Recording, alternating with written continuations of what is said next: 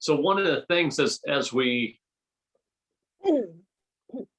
join here, and as everyone's gathering, one of the things, I mean, this is part of it. One of the pieces of feedback we received from our last session was, hey, you know what? I actually like seeing all the people.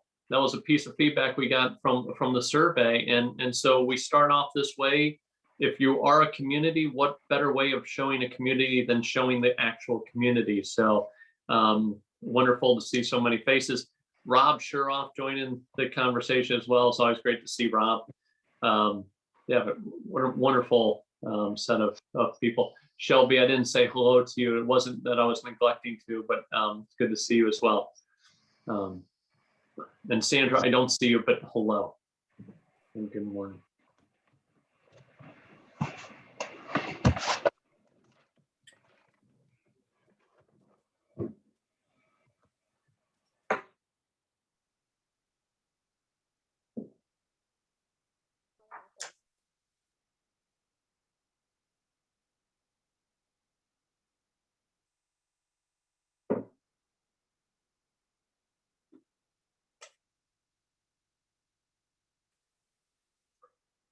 Alicia, you tell me when you think it's time to go, and we will go. If you think we need a minute or two more, we can hold. If you want us to go, we can go. I think maybe let's give it one more minute.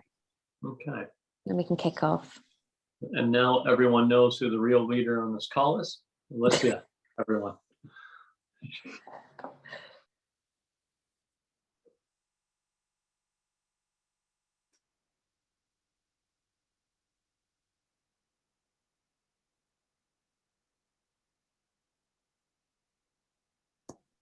Akash, good to see you, my friend. How are you? I'm doing great. I'm doing great.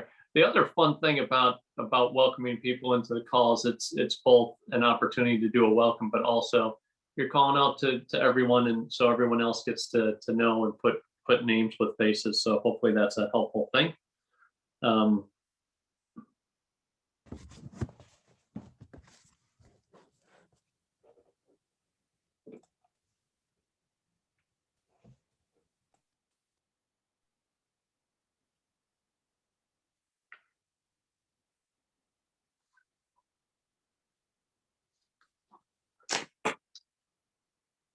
Yeah. Feels like it's time. Kelly, are you ready? Does it feel like it's time? I'm ready. All right, excellent. Let's start then. Welcome everyone. Great to see so many happy, shining faces. And wherever you are in this part of the country, I'm just going to first and foremost say, I hope you're safe. We have seen some very challenging news, and we've seen some very challenging weather over the last several days. Some people are still dealing with it. Many of you, I'm sure, some of you may be in Texas, others may have friends in Texas. I think all of our hearts and thoughts, hopeful that they'll get power restored, and that things will, maybe warm up there, and we can make sure that this doesn't turn into a bigger issue. There's weather happening all across the states right now, and so I just hope that you're all safe, and of course hoping that you're all safe in terms of what we're all navigating through this pandemic. So just to kind of anchor there first. But welcome to another Impact Council. We are Global Impact Relations Network, and we welcome you to this. And this is an organization, Global Impact Relations Network, that is really about a community. The community is 500 communicators strong already across the globe. We have more than 12 countries now represented, people in terms of our membership, and all these communicators stand in solidarity to demonstrate and promote the importance of responsible, purpose-led communications principles and practices. Collectively, we use the tools of communications to drive positive change. That is what we do, leading with truth and shining the light on solutions to some of the world's most pressing issues. That's what it's all about, and what we hope is that for some who haven't become part of the community officially, we hope you would consider doing stuff. We need all of us to make change. It's important to understand that this organization is truly a community. It's not a trade association. Let me say that again. It's not a trade association. Our goals is to get more and more people looking at the principles of purpose-led communications so that we can make positive change. In that, community-centric, it's volunteer-based, and it's grant-based. So it's not another one of these trade associations where we're asking for membership dues. So you will hear toward the end, I'll say, well, how do you get involved? So we'll leave that to the end. But part of our goals is collaboration. It's promoting the practices and principles, but it's also educating. It's educating ourselves peer to peer. It's educating those who are growing up into doing these practices. And it's also growing that next generation. And you'll hear more and more about what we're doing with educators at the college and university level, which is really, really exciting in terms of courses and certificate programs that are to come. So many ways that people can get involved. And as you know, any community you've been involved in tends to be what you put into it, what you get out of it. So encourage people to join. But, you know, this year, and not just this year, but over the last couple of years, we have seen business-led movements to make positive change in the world, right? And just kind of get us grounded in this, right? We've seen either pledges, but pledges turning into action, action turning into outcomes and results. So things, you know, for example, when PwC reached out to a number of Fortune 500 companies, Fortune 1000 companies, and said, let's make sure that CEOs have diversity and inclusion on the map. And that was almost 4 years ago now. And now that organization and the number of CEOs involved and organizations involved has grown. Or Valuable 500, where they're saying, organizations, please put physical differences into your diversity and inclusion commitments, because it's been far too long overlooked. Or the Business Roundtable, where 181 companies said, hey, you know what? We're going to look at serving all stakeholders, not just financial stakeholders, right? You've seen these movements. You've seen these business-led movements. One of the ones that's happening right now is around IBM and Merck CEOs coming together with a number of organizations committing, we're going to hire 1 million Black professionals in leadership positions by 2030, right? So what we're going to unpack here today is, how do those happen? How do business-led movements happen, right? Because one of the things we did hear from our feedback in the last session was, hey, the conversation we had with Porter Novelli about 2020 trends and 2021 predictions was absolutely great. Overwhelmingly positive response. And they said, for future Impact Council events, if we can also look at the how, so that we're not just talking and promoting to ourselves, but we're also saying, here's some best practices on how to actually do this. I couldn't imagine a better person to have as a guest when you start to talk about business-led movements than Kelly Mason from Levi Strauss Co. And we're going to get into that in just 1 second. Brief housekeeping. One, we're recording this, so hopefully that doesn't freak everyone out. That is happening. We are recording this. Two, you're going to have questions along the way. Type them into the chat. I'll be kind of looking at the chat. If it's relevant to what we're talking about at the time, we'll ask Kelly right on the spot. If it's a great question, we'll hold it to the end, where there will be a dedicated period of time for Q&A. How this is going to kind of map out, after I introduce Kelly, Kelly's going to kind of give us a grounding on one of the business-led movements that was started, or was a catalyst from Levi's, and what has happened in time to vote. Really cool campaign. She'll give us kind of a preview. We'll ask some cues, and we'll open it up to the wider group, and then we'll close. And we'll get everyone out of here on time. Make sense? Everyone give me at least a little bit of a thumbs up or something. Okay, everyone's good. Excellent. Thank you. So our guest, Kelly Mason, and embarrassingly, when I was talking with Kelly last week, I had to confess I'm a bit of a fanboy for all things Levi's and Chip Berg, the CEO. I mean, like just rock star, and the organization, how its brand and its scale for good just is really impressive. So the opportunity for us to have Kelly here, I think it's just really, I appreciate and know how valuable your time is and appreciate you've taken the time. Kelly's a great person for us to be talking about this. She is the director of corporate communications at Levi Strauss Company.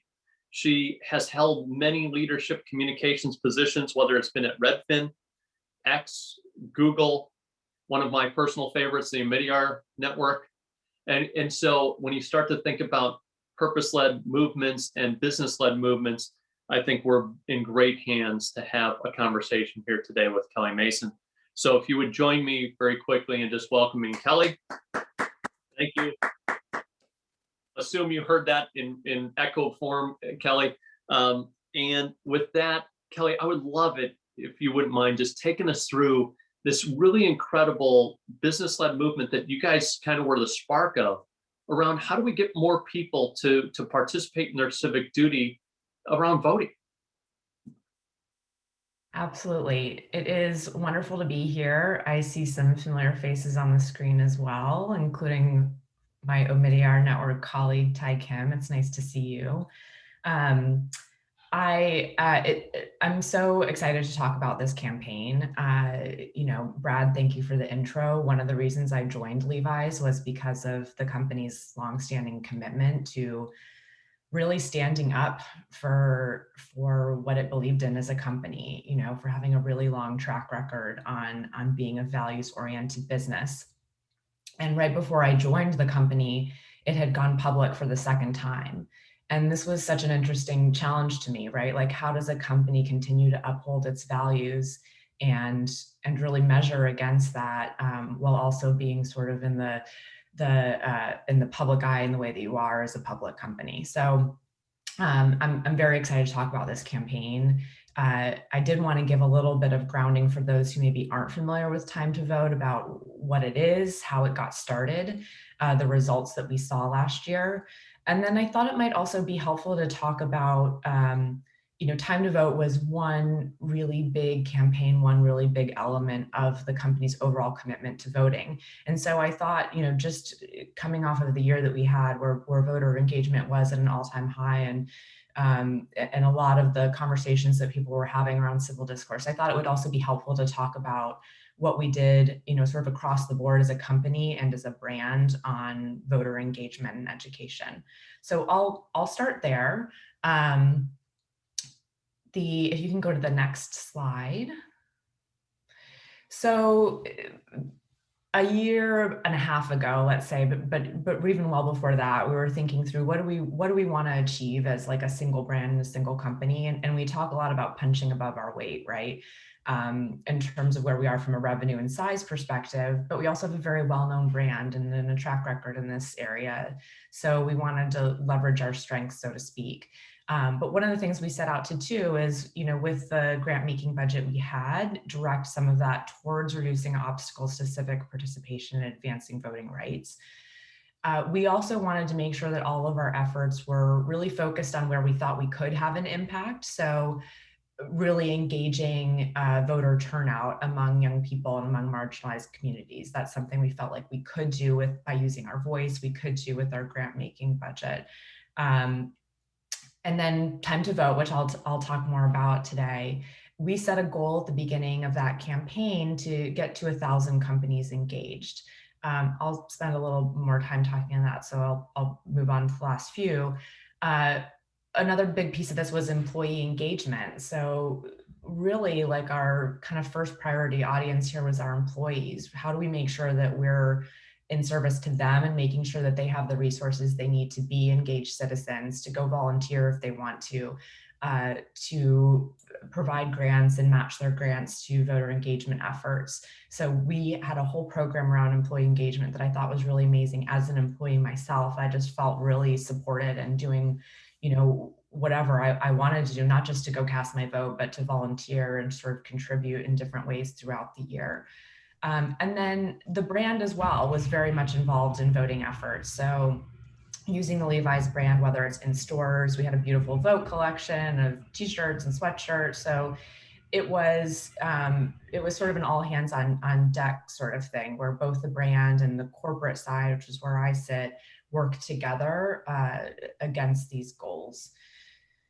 If you can go to the next slide. So I'm going to talk a little bit about Time to Vote. So Time to Vote is a business-led movement. It was started by companies, and it's for companies. And it's really about not necessarily a specified set of like, you must do X, Y, Z, but much more of building a corporate culture where voting is encouraged and employers are providing their employees with resources and knowledge so that they understand voting deadlines, where to vote, their polling place, all these things that can be sort of overwhelming if you're not historically, an engaged voter, or things that might change from election cycle to election cycle. So you can go to maketimetovote.org, that's the website, and you can see all of the companies that signed up. And it's an active campaign. I will say that. It's obviously like we're all spending a little less time on it right now than we were, say, 6 months ago. But this is something that is intended. It was started ahead of the midterm elections in 2018, and it's something that we intend to carry forward as long as it's necessary. And I'm speaking from the Levi's perspective, but I would be remiss not to mention that this was really about several companies coming together for a common cause.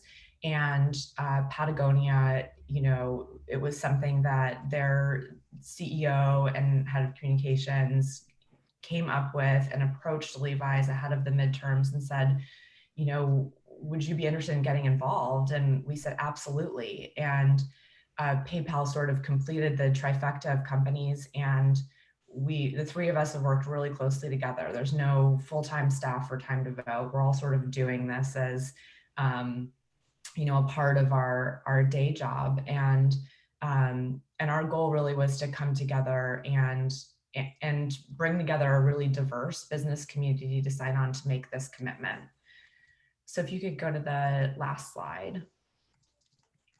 A few things I would say about Time to Vote. So I mentioned that our goal ahead of this was to recruit 1,000 companies, and that was sort of our stretch goal.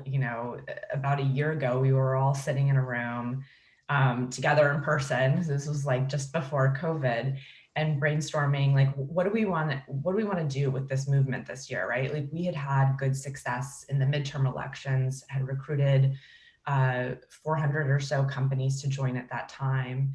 And we're really pleased with the momentum, but knew we wanted to do something bigger. And so we said, well, let's get to 1,000 companies, and let's not just get to 1,000 any companies, but let's really try to increase the diversity of the membership. So we spent a lot of time looking specifically at, low voter propensity states, at large employers, basically just doing what we could to reinforce that A, this is completely nonpartisan, 2 is business-led, and 3, it was non-prescriptive. So we wanted it to really feel like an open door for companies to join. We wanted to make it as easy as possible, right? Like, I'm sure many of you on this call have been in that position where you're trying to push something through, and depending on, the sort of the culture of your company, how big your company is, like, sometimes it can be really hard if it's too prescriptive. And we really felt like one of the things that's missing at so many workplaces in the US is really a culture of voting, right? Where it's celebrated. That's what people are talking about. People don't feel like they have to sneak away from their desk or their job to do it, and worried that they're going to have to, in the worst case scenario, give up pay that they need, or somehow feel like they're making a trade-off between work and voting. And, for those who are familiar with the reasons that people typically give that where they don't vote, work is not number one. So like sort of like number 5, I think, number 4 or 5, just the demands of life and work are too much. And that was one that we really felt like as an employer, we could rally other employers to help do something to make a difference. So I mentioned this program exceeded all of our expectations last year. I mean, we were really unsure how things would be impacted by COVID. We were sort of like, is time to vote still necessary if everyone's voting by mail? But then you realize the issues are just different, right? Like in some cases, people were going to have to wait in even longer lines and the time commitment was going to be even greater. In some places, it would be trying to understand what vote by mail options were available and sort of parsing through a lot of new information on voting. And so what we discovered is time to vote was more salient and relevant than ever. We recruited almost 2,000 companies to join by election day. And while, we certainly can't say that every employee of all of those companies went out and voted, potentially we reached 10 million people across the country. And we had a lot of diversity in terms of the membership, which was something that we were all really proud of. We had two of America's largest employers in Walmart and Target who committed to join. And then 15 of the Fortune 100 companies were part of the movement. So it was really, we were definitely reaching some of the big companies in the US. And at the same time, we had a lot of small businesses join. And, there, I think this is also a really, really important initiative, right? Where like it may be more of an economic trade-off to tell your employees, hey, you can have the day off, or hey, you can have 4 hours today to go vote. Like this is the priority over what you're doing. So we recognize that was a really big commitment from some of the small businesses as well.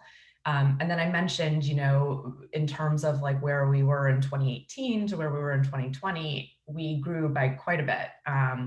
And we're just so excited to see so many companies join this effort and make it their own. I'm happy to answer any questions, about how some of the member companies implemented programs, because there really was a diversity of approaches. And we were just really excited to see the reception. We were really excited by, I think the coverage and sort of attention that the movement got as something that was as valuable as we all felt it was ahead of time. So that's the program, in a nutshell. It's something that, like I said, it's a campaign that continues on, and we know we have, midterms coming up again. And so we're really just looking to continue to engage this community that signed on to Time to Vote going forward as well. So that is my sort of introduction. Brad, if we want to start Q&A. Yeah, wow. This is exactly why I wanted you to come on and share, because we said it early on. It's like, how do we get best practices and how do we get underneath, really the campaigns, right? So that we can get to the how, because we're all either part of organizations, large scale organizations, as some of you heard, I mentioned McDonald's is on the call, or we are counseling large scale organizations, right? So this is really important because these things come up all the time. I guess the first question that I would like to ask, and we'll start to, probably even see some people putting questions in the chat, is Time to Vote was designed as a non-branded campaign. So I'm curious, right? If you think about your Levi's, you have reputation goals, you have sales goals, you have large scale corporate goals in general.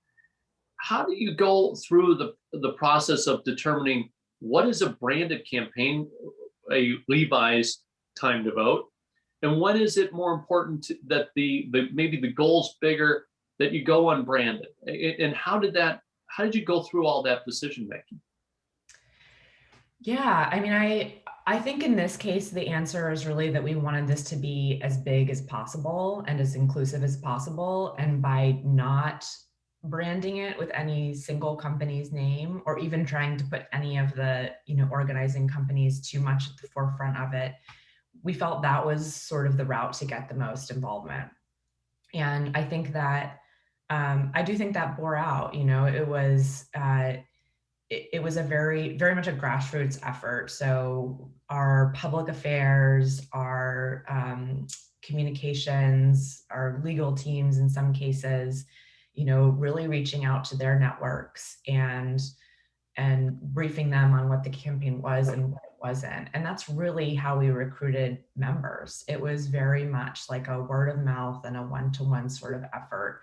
And I do think because it wasn't branded, and that we were really firm about some of the guidelines of the organization, right? Like, this is nonpartisan, this is non-prescriptive, right? Like, you're not signing yourself up for something that is going to be at odds with how you as a company decide to, bring the spirit of this alive.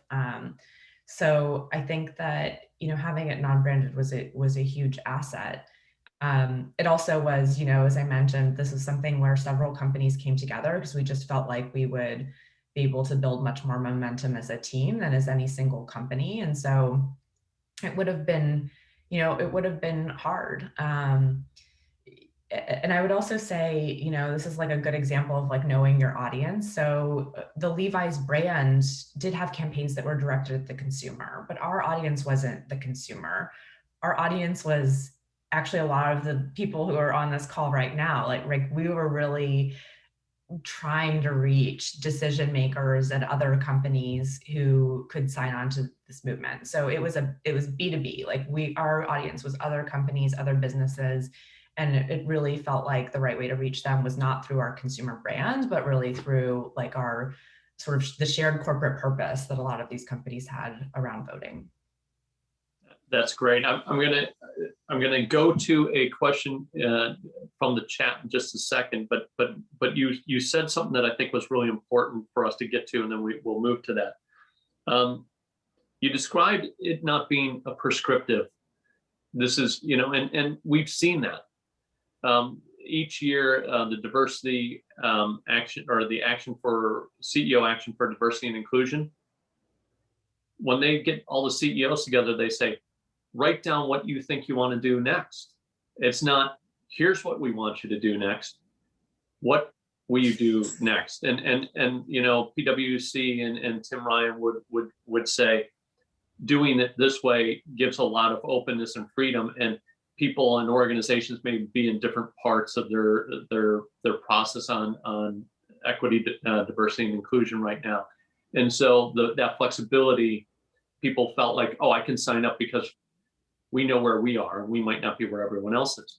But in this case, there was an element where you were at least hoping that, will people commit to giving time to vote, is kind of maybe an overarching objective.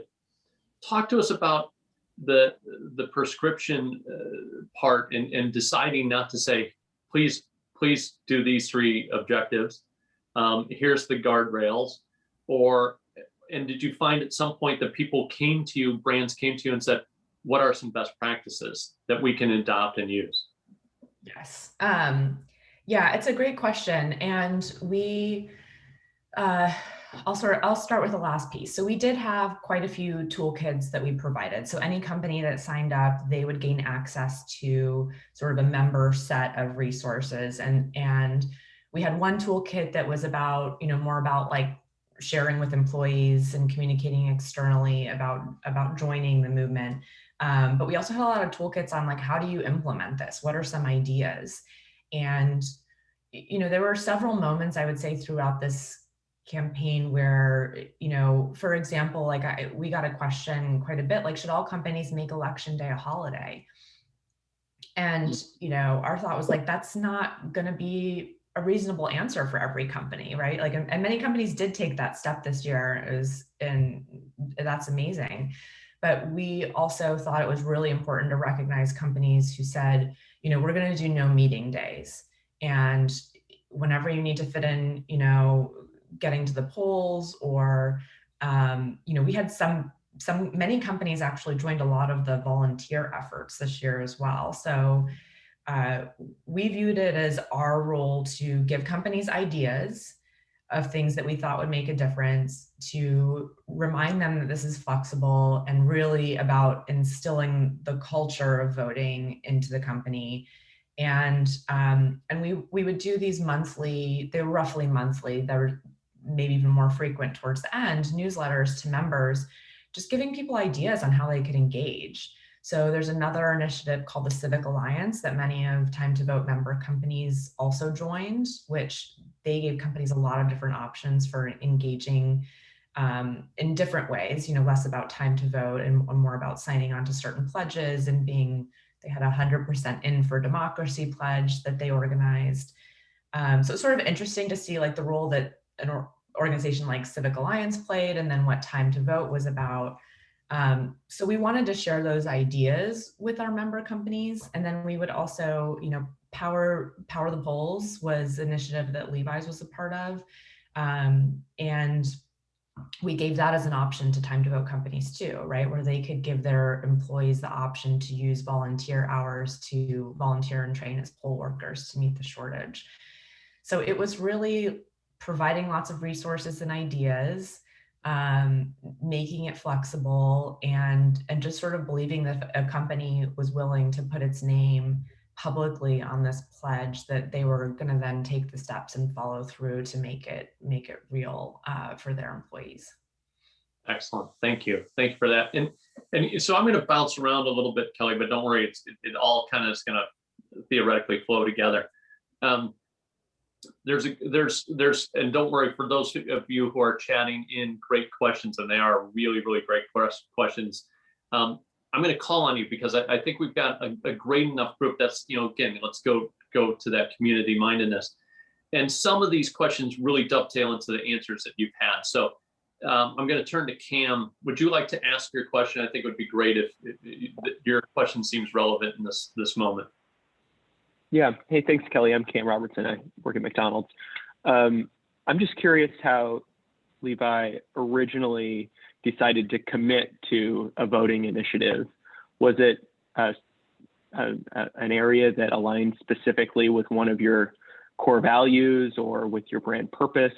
How did you get buy-in with executive leadership that this was an area you wanted to focus on? Yeah, absolutely. Thank you for the question. I think that this was an easier one for us, I would say. And there have been other issues where our companies engaged that were tougher calls.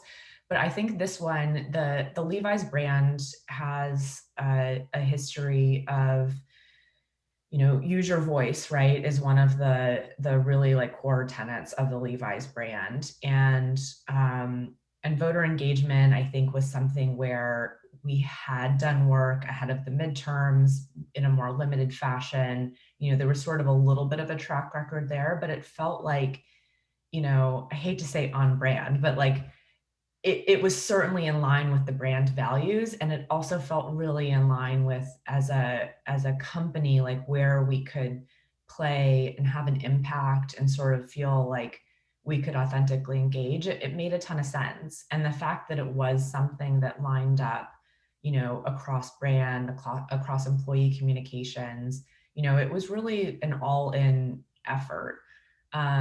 So, that was one where, in terms of how this specific movement started, it was, I believe that there was a phone call from the CEO of Patagonia to the CEO of Levi's, our CEO, Chip Berg, and he was like, absolutely, we're all in. So admittedly, it's a little bit easier when your CEO is like, yeah, we should be doing this. You've kind of like gone to the top of the food chain from the get. Which I think was really helpful, but we certainly encountered we had a lot of conversations with other companies, and this was a significant team effort where many of my colleagues and people at Patagonia and at PayPal were on the phone with other folks like you and me, talking through, answering questions, helping them understand like what it meant to join, what the commitment was about. Just getting companies feeling comfortable joining. And so this one was a little bit easier for us. I think that we've taken a stand on other issues on the corporate side. Gun violence prevention is one that comes to mind, where it's a little bit less maybe a little bit less obvious for us to use our voice and to step in. And in those cases, it might be something that we, goes all the way up to our board, where we say, listen, this is an area where we feel like from a community affairs and a advocacy perspective, like we need to step in, we need to say something. And so this one was a little bit easier. And again, I think it really helped that there was a little bit of like a CEO to CEO conversation that got us going. But it just really made a lot of sense with our company's history and with where the brand really focuses from a values perspective as well. Kelly, I absolutely love that. I mean, some of those key tenets that I heard out of there is values. Is this an alignment with our values? Do we have a heritage, a history, and then sponsorship at the highest level of the organization? And so I think those are some really key learnings for us to be thinking about as we are counselors to either our internal or external, internally or externally, how we go about looking at, does this make sense? I think at this point, there's a great question here from Shelby that I would like to bring Shelby into the conversation around the potential consumer cynicism. And I think it kind of dovetails with what we're talking about here. So Shelby, if you wouldn't mind, ask your question. Okay, sure. Hi, Kelly. So my question is, how does Levi's deal with consumer cynicism? I guess like against companies who try to make social change. So like, I know that I hear from my friends all the time. They're like, oh, well, this company is only doing this for profit or, for good press. So like, what do you do to mitigate against some of those sentiments ahead of time? Or is this like an active long-term strategy to like improve that relationship with the consumer, or just what are your thoughts on that? Yeah. I mean, I think it's a really good question. One of the things I would say is it helps to have a sort of a history of speaking out, because it doesn't seem like, we're a brand jumping on a bandwagon, right? Like, and there was some of that in 2020 around, around voting, around racial justice issues, right? Like we all saw that in the media. I think some companies sort of waded in a more reasonable way than others. So I think consistency matters, right? Like that consumers have trust that in the company, doing the right thing. And I think, what's really hard and, what we observe is you have to have what you do in practice match up to your words. So if you're creating a campaign and there's nothing behind it, ultimately the consumer will take you to task for that. I think that's the reality. And there are other companies, I think, where that did happen. So I would say one, like have your actions line up with your words. Two, I think, back to Cam's question, it is really important to, as a company, like even a company like Levi's, we cannot speak out on every issue, right? Like we have a small but mighty team. We have, our brand cannot wade into every single issue. And so I think, on one hand, I think that companies are expected to speak out a little bit more. But on the other, it's like consumers will see through things that are really surface level. So I mean, I'd say that would be my counsel there. And then in terms of voting, I mean, we didn't see a lot of consumer skepticism around this. And I think part of it was, we kept it nonpartisan, we kept it positive. There were moments where it was like, when we were all sort of waiting with bated breath on the election results, like having a conversation, like, do we need to say something as a company and as a brand? It's like, nobody wants to hear from Levi's right now, right? Like people are engaging in a different way. And so I think just having those conversations and being thoughtful, about when you weigh in is really important. And, I like to think that the nonpartisan focus of Time to Vote and the fact that it was really, really we focus very much on like what the benefits to employees would be and not trying to turn it into a consumer campaign. That's what made sense. First off, Shelby, thank you very much. Kelly, we're in talking about consumer campaign. There is a bit of a follow-up question about the brand unbrand nature of this, and I would love to turn to Philippe to ask this question. Sorry, I need to unmute myself. Yeah, my question is that I was hearing you say that the message was on brand, and if the message was on brand, why would you consider at one stage making it a branded effort, especially when the name of the company and the name of the brand are actually the same? Mm-hmm. Well, yes. So the Levi's brand is by far the biggest brand at Levi Strauss, although we do have other brands. I would just go back to, this was not a consumer campaign, right? Like, this is really a corporate campaign, and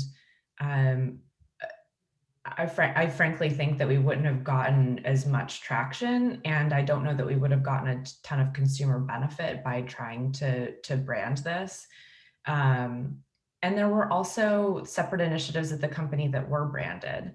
And I think this is one of those cases where it was like, we let the brand leaders and the marketing leaders do what they do really well. And then on the corporate and public affairs side, like, we focused on what we could do really well, and just to be as effective and inclusive with other companies as possible. What I thought was really remarkable and sort of a good lesson or takeaway from this is that we also, the brand and the corporate side, we worked really closely together. So one example is that the Levi's brand did a Use Your Voice series on Instagram, where they brought in nonprofit leaders and voter education leaders, advocates across different communities for conversations on Instagram Live. So using our brand for these, really educational moments on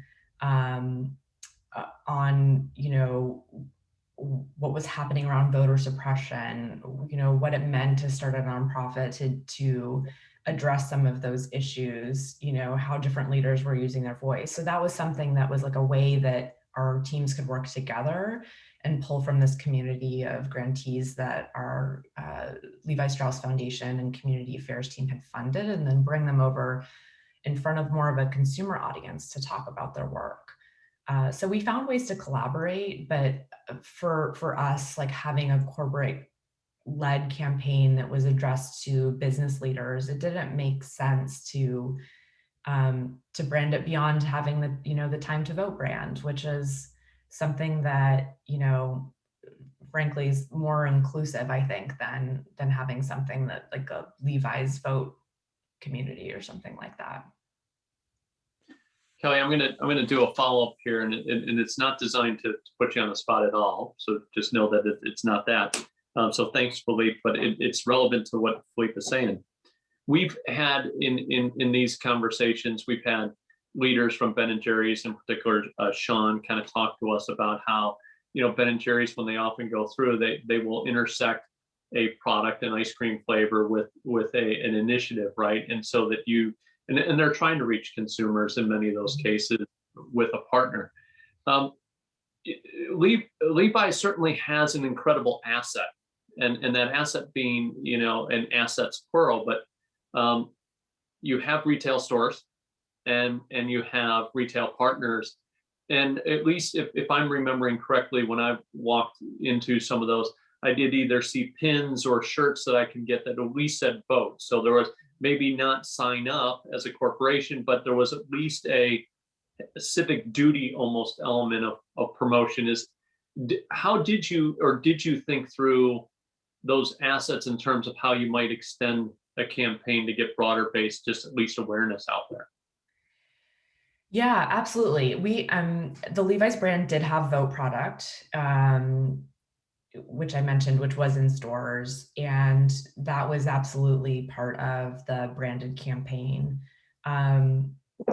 We didn't use it directly in any of the time to vote advocacy. It really, like, that was sort of a separate thing, but there were ways that it showed up, right? Like many of the companies that participated, I saw them wearing their vote t-shirts, and so there was some sort of mixing, but on the product side, that was really different. We did have, for a while, when we were actually like in person, we had like our little vote pins where we had created something that was more on the corporate side of thing. It didn't have the Levi's name on it, but we did some things like that when we thought we would be in more of an in-person world, at events, trying to get companies' attention. But this is a campaign that became very digital in terms of how we were recruiting other companies to join. And so that became, less of a focus than, creating some of the digital assets that we did that helped tell a story when we got to certain milestones in the campaign. Excellent, excellent. And if I can maybe just add something, as I mentioned early on how passionate I have been about your brand. So I've watched this, and one of the other elements, since it was a corporate to corporate, company to company, business-led campaign, Levi's executives showed up where these decisions were also being made. So there, as an example, the Chief Communications Officer, Kelly McGinnis, did a whole presentation at one of the Page Society, right? If you think of who's in that room, it's either other chief communications officers or CEOs of organizations who could then implement one of these programs, and wearing the brand as she was, the Levi's, with a whole on the back time to vote kind of thing that she put on there and communicated about it. What a great, when we think about where some of these initiatives get started, often the comms group, the impact groups, right, our CSR groups are the focus, the people who do it. Chip Bird showed up at another engagement, which called a seminar, with 145 different leading executives. So all, like, they were living it out as well. So I want to give a little bit of it wasn't just some people within the organization pushing this out. There, at the very top of the organization, it seemed very, very not just real, but there was hard work being done by all. That's absolutely true. I think there was a lot of leveraging connections at all levels. So one of the things that we did is, we did some directed research or outreach to our retail partners. So, we had several of our retail partners, several of Patagonia's retail partners come on as early members of this movement. And I also want to say we had a lot of PR agencies join, right? For-profit PR agency companies became part of the movement and spread the word with their clients as well. And so a lot of that, that network effect, having Kelly go on and talk at Page Society, we were really lucky too in having a very engaged leadership team. So, knowing that I could go to our CEO and ask him to go on CNBC to talk about this, those things were really instrumental, I think, in getting other businesses to sign on. Excellent, excellent. I want to, we're gonna not change the focus. We're still talking about time to vote, and we're getting into unpacking this as a best practice in a case. I want to turn to, I hope I get this right, Tiek. I hope has a great, early in this conversation, had a great question here. And so if you would like to ask your question of Kelly. Sure, Brad. It's actually Ty. The last name is just Kim. That's fine. Sorry about that. Hey, Hi. Kelly. I don't think we've met, but terrific initiative, and I applaud you and the Levi's team. I should probably pay a royalty fee to Avengers Marvel Comics here, but what is the end game here? Nice. Yeah, that's a great question. I'm very glad that you asked. One of the things that we've been talking about since the 2020 elections is, how do we put ourselves out of business? And it's a genuine question. So what can we do now that we've assembled this, I'll use an Avengers thing too, like we've sort of assembled a group of like superheroes and around advocacy, around creating time to vote in workplaces, you know, how does that just become the norm, right? That we don't have to have individual companies stepping up to do this. So, you know, I don't know what exactly that looks like going forward, right? Or are we going to advocate to make our election day a holiday, as it is in so many other countries in the world? Or do we need to exist for, you know, a couple more election cycles? I think really what we hope to achieve long-term through this initiative is really to not need to exist anymore, because there is just that like common accepted culture of voting, which I think says something about really the spirit of the movement, and it not being a marketing initiative, but rather than just trying to achieve the goal of like most Americans like working in at companies and workplaces where it's really accepted and encouraged for them to be engaged citizens and to go vote. So I think that's the end game. You know, I don't know how long term of an end game that is, but I think, you know, for let's say like the next midterm elections, I would expect time to vote to still be playing a role, to still be recruiting companies, to still be, you know, tapping all of those who've joined us and sharing resources so that we can continue to keep employees as engaged as possible in our elections going forward. Rochelle, does that answer your question on metrics, or do you want to go a little deeper? No, I think it definitely does. And Kelly, thank you for all of this. It's really helpful. I think the question that comes to mind, you know, in terms of sort of longevity and partnership is kind of expectations, right? Is this sort of a friendly partnership, or is it, you know, something that we say, okay, to make this progress, there have to be these gateways that we're coming through? Yeah, I mean, I think that one of the things that we've, the metrics question is a good one, because it's really hard. We wanted this to be easy for companies, right? So we don't want to be like having all of these companies do like detailed reports or like analysis, and nor do we really have a full-time support staff to support that. So, you know, I think it's a good question. Like, we really want to understand the impact that we have beyond just knowing that we are reaching, you know, a certain number of companies and employees. And, you know, I'll just say it's something that we're going to continue to push ourselves on. And if there are ways that, you know, we can tap other partners or nonprofits who are looking at similar issues, who maybe could take this on in a more full-time capacity, you know, I think all options are on the table, and just kind of continuing to push ourselves to be thoughtful about how we take what we've, you know, built so far, which I think is a really incredible community, and continuing to develop it in a way that makes sense for all the companies who joined up, and also really fulfills the initial purpose, which is just really getting people out there to vote.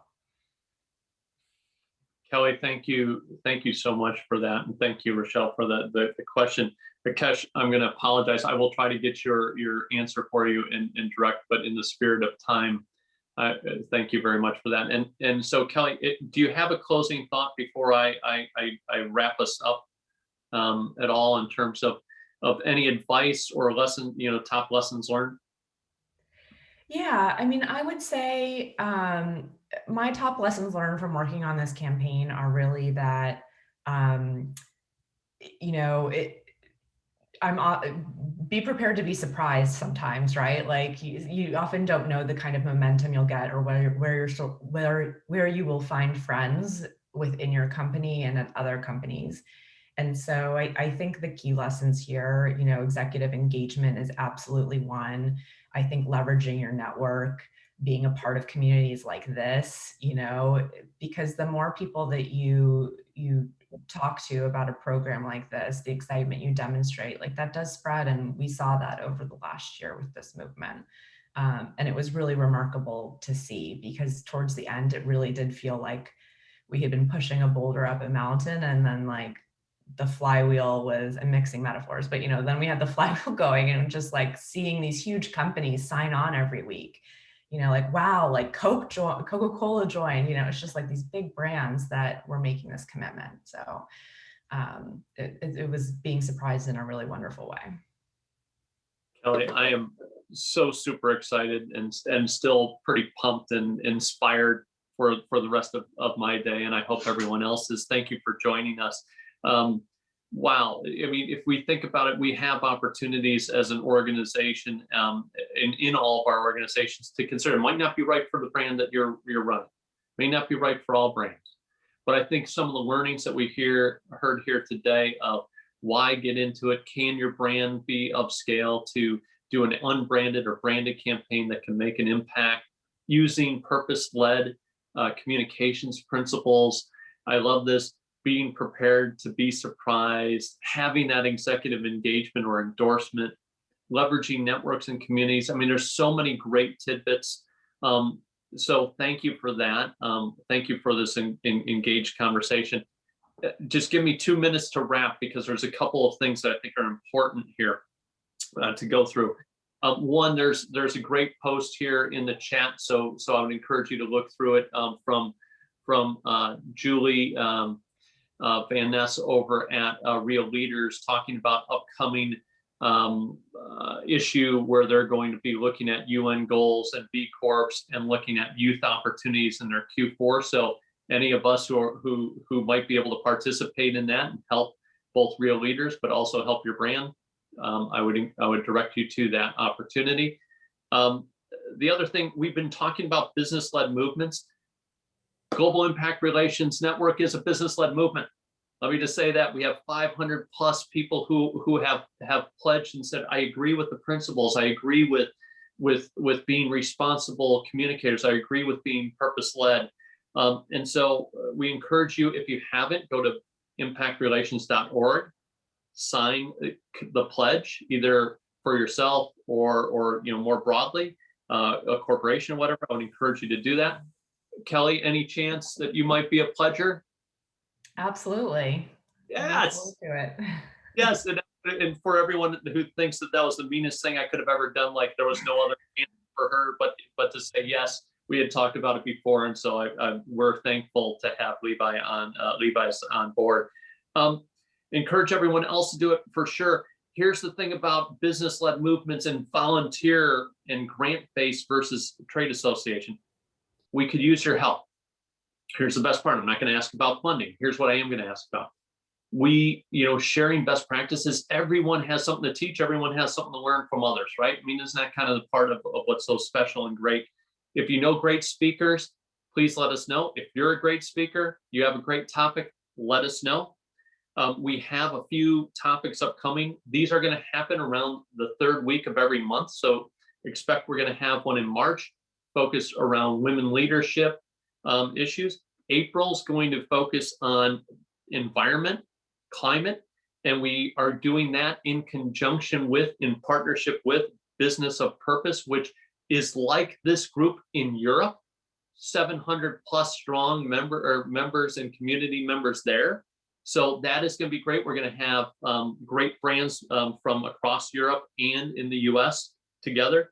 May, we're looking at social justice. It'll be a year after the tragic incidences around George Floyd, Breonna Taylor. We're going to have Ben and Jerry's going to focus a whole group on social justice.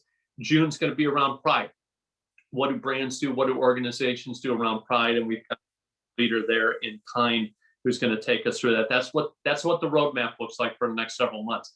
Here's where we also could use your help. And I know there's so many passionate people. We're launching a Slack channel. It's going to be awesome. It's going to happen in April. Here, if you're passionate about sharing best practices, news, and everyone collaborating, we could use your help. Maybe you lead a channel. Maybe you help us lead a channel. Maybe add and contribute to the content. Please reach, and Alicia, I would love for you to put your name and maybe Ida's name in there so we can capture anyone who wants to help. We'd like to do kind of a pre-launch before it's public so that we have it rolling and there's content on day one, so we could use your help there. And otherwise, I would just simply say to all of you at exactly, my clock kind of says 1:01, but I'm going to say it says 1, my time on the East Coast. Thank you for joining us. Thank you for the really thoughtful questions, and a special thank you to Kelly for really being in an organization that has the courage to lead out, use your brand upscale, use your heritage, lean into your values, lead with purpose-based principles, and quite frankly, make an impact. So thank you all. I hope you have a wonderful and inspired rest of your week, and we'll see you next time in March. Bye, everyone. Bye. Thank you. Bye, everyone. Bye. Thank you. Thank you, Brad. Thank you, guys.